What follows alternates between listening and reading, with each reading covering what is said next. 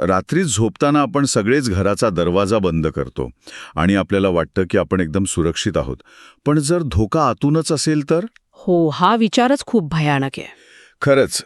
तर आजच्या या सखोल चर्चेत आपण अशाच एका अस्वस्थ करणाऱ्या वास्तवाच्या मुळाशी जाणार आहोत. बरोबर. कुटुंब, रस्ते आणि अगदी जागतिक सत्ता, आपण सगळ्या बाजूंनी यावर प्रकाश टाकूया. नक्कीच. आपण सुरक्षेचे जे आडाखे बांधतो ना, ते किती पोकळ असू शकतात हे आजच्या या वेगवेगळ्या संदर्भांवरून स्पष्ट होत आहे. म्हणजे चीनी तत्वज्ञ कन्फ्युशियसने म्हटलं होतं, जेव्हा ध्येय गाठणं अशक्य दिसतं तेव्हा ध्येय बदलू नका, तर मार्ग बदला. अगदी तेच. सध्या सार्वजनिक सुरक्षा आणि विश्वासाची जी मोडतोड झाली आहे ती पाहता आपल्याला सिस्टममधला आपला दृष्टिकोनच बदलावा लागेल. म्हणजे सुरुवात कुटुंबापासून करूया. बीडमधली ती घटना खरोखरच अंगावर काटा आणणारी आहे. अरे बापरे, हो. एका 13 वर्षीय मुलीवर तिच्या स्वतःच्या सावत्र बापानेच अत्याचार केला. ज्या व्यक्तीने रक्षण करायचं तोच भक्षक बनला. इथे पोक्सो अंतर्गत गुन्हा दाखल झालाय आणि हे फक्त एकाच बाजूने होत नाहीये. मध्य प्रदेशल्या घटनेबद्दल बोलतोयस ना? हो, तिथे एका पत्नीने प्रियकराच्या मदतीने नवऱ्याच्याच हत्येचा कट रचला. हे असं का घडतंय? कारण कसं आहे, आपण नात्यांना गृहीत धरतो, त्याला एक डिफॉल्ट सेफ झोन मानतो. पण जेव्हा घरातच शत्रू निर्माण होतात तेव्हा तो केवळ व्यक्तिगत नाही तर संपूर्ण सामाजिक विश्वासाला तडा असतो. आणि धक्कादायक गोष्ट म्हणजे हा विश्वासाचा भंग घराच्या उंबरठ्या बाहेर थेट देवाच्या दारातही पोचलाय. म्हणजे त्र्यंबकेश्वरच्या त्या VIP पास प्रकरणाबद्दल म्हणायचंय तुला? हो, तेच. ते तर मला अजिबातच समजलं नाही.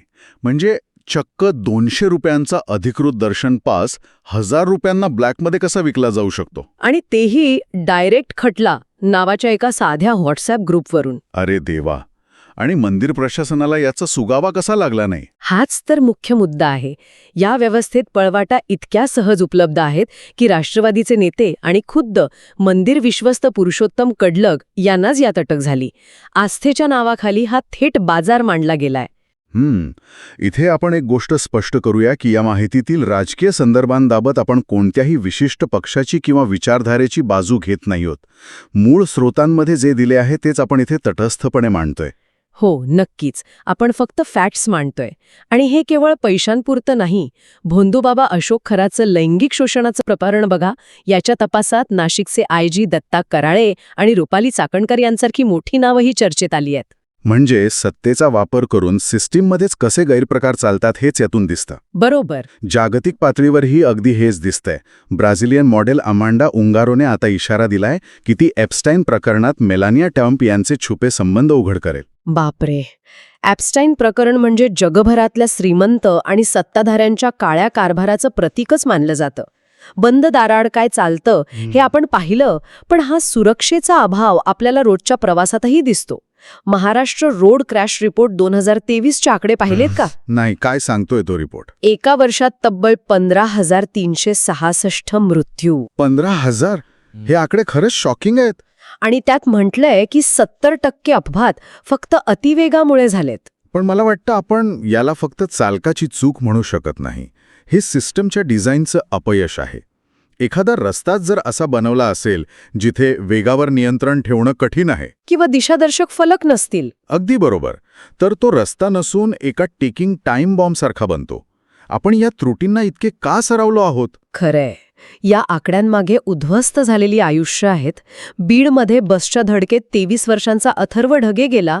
भंडाऱ्यात SUV आणि ट्रकच्या धडकेत 4 जण संपले. आणि अहवालात हेही म्हटलंय ना की संध्याकाळी 6 ते 9 या वेळेत सर्वाधिक अपघात होतात. हो, कारण ही वेळच अशी असते जेव्हा लोक दमून घरी परतत असतात. रस्त्यांवरील ढिसाळ नियोजनाचा फटका थेट त्यांच्या जीवावर बेततो. आणि रस्त्यांच्या पलीकडेही तीच अराजकता आहे. मुंबईत एका कॉन्सर्टमध्ये 2 MBA विद्यार्थ्यांचा ड्रग ओव्हरडोजने मृत्यू झाला. बीडमध्ये 18 वर्षांचा रितेश पोहायला गेला आणि बुडून मरण पावला. तिथेच एका आगीत घर, गोठा आणि जनावरे जळून खाक झाली. सुदैवाने बीडमधनं पळून गेलेल्या 2 मुलींना पोलिसांनी पुण्याआधीच शोधलं.